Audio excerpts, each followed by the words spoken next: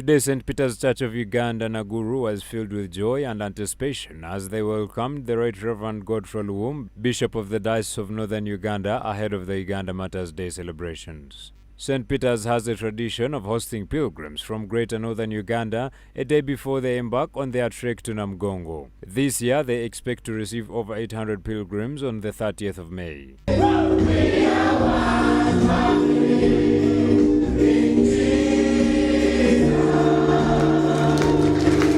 Bishop Luwum expressed his gratitude to the Christians at St. Peter's Church of Uganda, Naguru, for their continued hospitality towards the pilgrims. Today, I am blessed to be at St. Peter's Church, Naguru, to do three things. One, to thank the leadership and the Christians of this church, because beginning 2017, every year, they have been hosting the foot pilgrims that come from Northern Uganda, and we have never had opportunity to come and say thank you. So this is my opportunity to say thank you to them. But secondly, when I was young, this used to be my church. And for a long time, I have not had opportunity to come back here. So it is like coming back home, and I feel that nostalgia of being home again, away from home. He also highlighted the significance of commemorating the Uganda martyrs who gave their lives for the sake of the Christian faith. The Uganda martyrs that we celebrate today, these were not very high-ranking personalities in the kingdom of Uganda at that time. In fact, they were young boys who were simply interested in doing their own work. But they had the gospel, they believed in it, and they started living the gospel.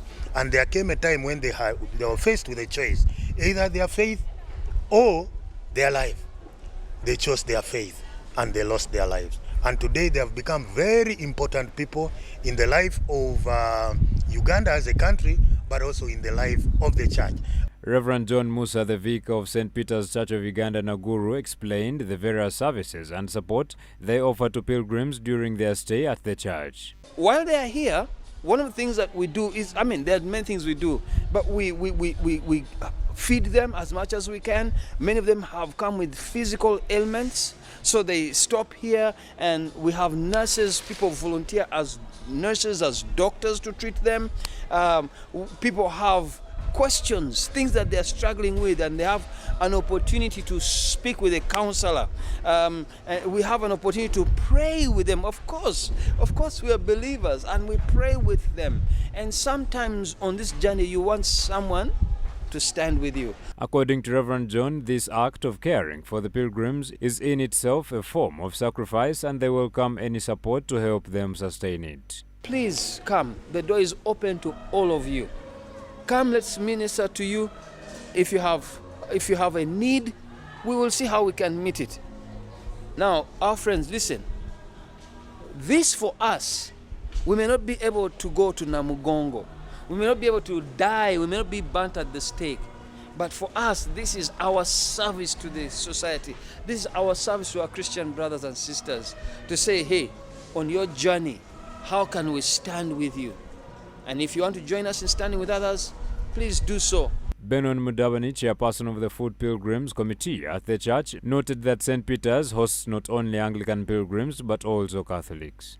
We are hosting only Anglicans, but as we have been expanding, we are now hosting both Catholics and Anglicans, but mostly Greater North.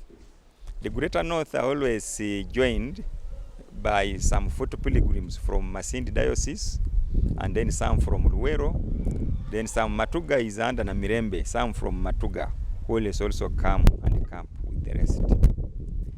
We mobilize the resources to feed these people: medical, food, accommodation, and mostly the Christians are the major contributors.